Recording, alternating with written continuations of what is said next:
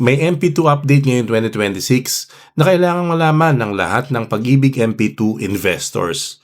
Noong February 26, 2026, naglabas ang Pag-ibig ng Circular number 487 na naglalaman ng updated guidelines para sa Modified Pag-ibig 2 or MP2 program. Ayon sa circular, naging epektibo ito agad matapos mailathala sa Official Gazette o sa isang pahayagan na may general circulation. Para sa mga nag-i-invest o nagbabalak mag-invest sa MP2, mahalagang maintindihan ng mga rules na ito dahil maaari itong maapektuhan kung paano lalaki ang iyong ipon at dividends. Sa video na ito, pag-uusapan natin ang 5 importanteng rules sa MP2 updates 2026 na dapat mong malaman. Ang video na to ay para sa kaalaman lamang, hindi personal na payong pinansyal. Affiliate products in the shelf below. Bago natin talakayin ang 5 importanteng rules na ito, mahalaga maintindihan muna kung ano ang MP2 program at kung bakit ito popular sa maraming Pilipinong nag-iipon at nag-i-invest. Ang Modified Pag-ibig 2 o MP2 Savings Program ay isang voluntary savings program ng Pag-ibig Fund na nagbibigay ng mas mataas na dividend rate kumpara sa regular na Pag-ibig Savings. Isa sa mga dahilan kung bakit maraming Pilipino ang nag-i-invest dito ay dahil government-backed ang principal, tax-free ang dividends at may 5-year maturity period na nagbibigay ng pagkakataon para lumago ang iyong ipon. Pero tulad ng ibang financial programs, mahalaga ring maintindihan ang mga guidelines at rules nito upang maiwasan ang pagkakamali at masulit ang iyong MP2 investment. Ngayon, iisa-isahin natin ang 5 important rules sa MP2 update ngayong 2026. Rule number 1, maximum MP2 savings limit 20 million pesos. Ang unang important rule sa MP2 update 2026 ay ang maximum MP2 savings limit.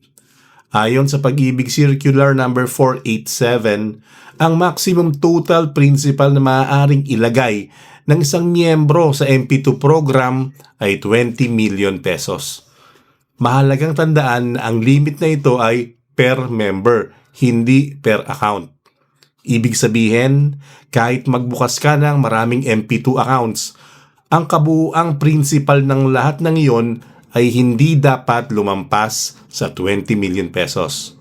Halimbawa, kung meron kang 10 million sa isang MP2 account at nagbukas ka ng panibagong account na may 8 million, ang kabuuang MP2 savings mo ay magiging 18 million.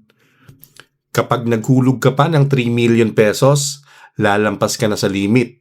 Sa ganitong sitwasyon, ang excess amount ay hindi na papasok sa MP2 account at sa halip ay ibabalik sa member bilang accounts payable. Ang rule na ito ay malinaw na nakasaad sa Section D2 ng Circular 487. Rule number 2, final na ang dividend option. Ang pangalawang important rule ay tungkol sa dividend payout option. Sa pag-open ng MP2 account, kailangan mong pumili kung paano mo gustong matanggap ang iyong dividends.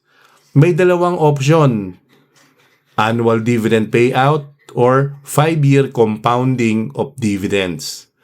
Kapag pinili mo ang annual payout, matatanggap mo ang dividends taon-taon.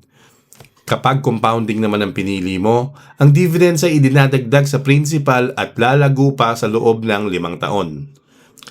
Ngunit ayon sa Section E2 ng Circular 487, malinaw na sinasabi, the payout option chosen by the member shall be final for the duration of the account.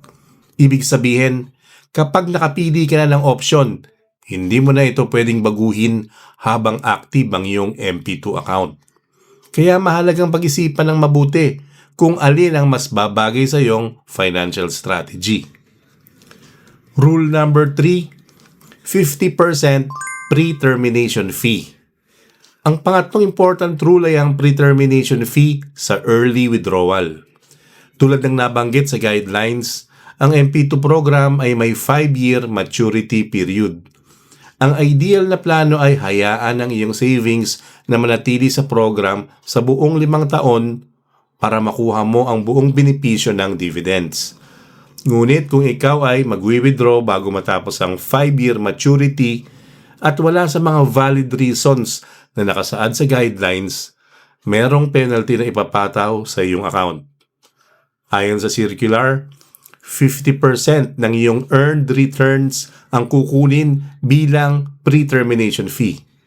Halimbawa kung ang iyong MP2 ay kumita ng 100,000 pesos sa dividends at nagpasya kang mag-withdraw ng walang valid reason, maaaring 50,000 pesos lamang ang matira sa iyong dividends.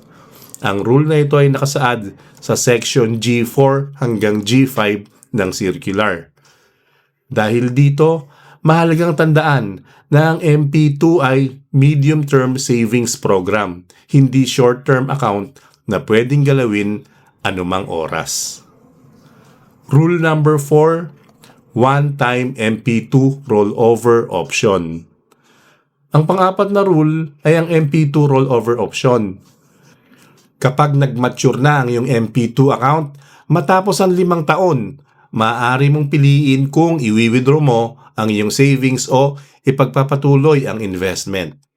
Sa ilalim ng bagong guidelines, maaari mong i-roll over ang iyong principal at dividends upang magsimula ng panibagong 5-year MP2 cycle. Sa madaling salita, ang iyong buong savings kasama ang kinita nitong dividends ay maaaring magpatuloy na kumita sa panibagong investment period. Halimbawa, kung nagsimula ka sa 500,000 pesos at lumago ito sa loob ng 5 taon hanggang maging 700,000 pesos, maaari mong i-roll over ang buong 700,000 pesos upang magsimula ng panibagong MP2 cycle. Rule number 5, pareho pa rin ang dividend option sa rollover. Ngunit may isang mahalagang detalye sa rollover rule. Kapag pinili mong i-roll over ang iyong MP2 account, mananatili pa rin ang parehong dividend option na pinili mo noong una. Halimbawa, kung annual payout ang pinili mo sa unang cycle, annual payout pa rin ang magiging option sa rollover. Kung compounding naman ang pinili mo, compounding pa rin ang magiging setup sa susunod na cycle. Ibig sabihin, kahit sa rollover stage, hindi pa rin pwedeng baguhin ang payout option ng iyong MP2 account. Kaya mahalagang pag-isipan ng mabuti ang iyong dividend option mula pa lamang sa simula ng iyong investment. Sa kabuuan, ang MP2 program ng Pag-ibig ay nananatiling isa sa pinaka-secure at pinaka-popular na savings program para sa maraming Pilipino. Sa MP2 Update 2026, sa ilalim ng Circular number 487, mahalagang tandaan ang 5 bagay na ito. Number 1, may 20 million pesos maximum savings limit na per member. Number 2, final na ang dividend payout option kapag pinili mo na. Number 3, may 50% pre-termination fee kung magwi-withdraw ka bago ang maturity ng walang valid reason. Number 4, may one-time rollover option kapag nag-mature ang account. At number 5, sa rollover, mananatili ang parehong dividend option na pinili mo noong una. Kung ikaw ay nag-i-invest o nagbabalak mag-invest sa MP2, ang pag-unawa sa mga rules na ito ay makakatulong upang mas maayos mong maplano kung paano palaguin ang iyong ipon sa program.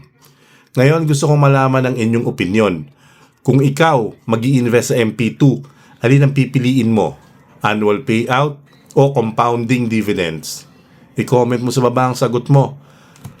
Kung gusto nyo makuha ang full copy ng Pag-ibig Circular number 487 o ang bagong MP2 guidelines, i-comment nyo sa baba MP2 rules at ipapadala ko sa inyo ang PDF copy. Maraming salamat sa panonood at kita-kita tayo sa susunod na video.